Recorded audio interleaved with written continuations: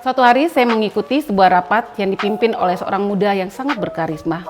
Ia memimpin rapat dan berjalan dengan baik, dinamika rapat pun dapat dinikmati oleh semua peserta. Beberapa saat kemudian, seorang muda yang memiliki kemampuan di dalam berbagai organisasi ikut di dalam rapat tersebut. Ia tidak memberikan kesempatan kepada peserta untuk mengungkapkan ide ataupun juga mempertahankan argumentasi yang ada. Dinamika dan suasana di dalam rapat mulai berubah. Ia menggunakan gaya komunikasi yang sangat agresif atau menyerang. Tetapi pemuda yang berkarisma tadi memilih berkomunikasi dengan gaya yang asertif. Apa yang dimaksud dengan komunikasi yang asertif? Komunikasi yang asertif adalah kemampuan untuk mengkomunikasikan apa yang dirasakan, dipikirkan, dan juga diinginkan kepada orang lain. Dan juga dapat menjaga akan hak-hak orang lain serta menghormatinya. Lalu apa keuntungannya komunikasi yang asertif bagi kita?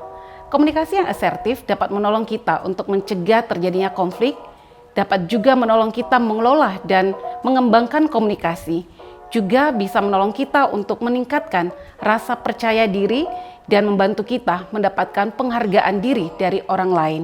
8 cara agar komunikasi kita menjadi asertif.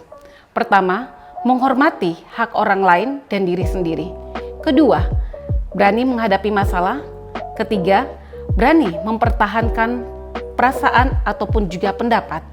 Keempat, dapat menerima penolakan. Kelima, mau mendengar dengan sikap netral. Keenam, tidak bertele-tele, to the point saja. Ketujuh, tidak menyembunyikan informasi. Kedelapan, pemecahan masalah, win-win solution. Lalu bagaimana tekniknya? Ingat, P2M, yaitu punya empati, punya penyataan masalah yang jelas, dan juga dapat menyatakan apa yang diinginkan ataupun juga dirasakan. Seperti di dalam tokoh Alkitab, Paulus dan Barnabas di dalam Kisah Rasul pasal 15 ayat ke-36 sampai dengan ayat ke-37 yang berbunyi demikian. Tetapi beberapa lama kemudian berkatalah Paulus kepada Barnabas, "Baiklah, kita kembali kepada saudara-saudara kita di setiap kota, di mana kita telah memberitakan firman Tuhan untuk melihat bagaimana keadaan mereka." Barnabas ingin membawa Yohanes yang disebut Markus, tetapi Paulus dengan tegas berkata bahwa tidak baik membawa serta orang yang telah meninggalkan mereka di Pamfilia dan tidak mau turut bekerja bersama-sama dengan mereka. Di dalam bagian ini kita bisa melihat bahwa Paulus dan Barnabas sama-sama menyatakan keinginan mereka, perasaan mereka. Paulus bersikeras tidak mau membawa Markus untuk terlibat di dalam pelayanan misi selanjutnya, tetapi Barnabas tetap ingin membawa Markus dan memberikan kesempatan kepada Markus.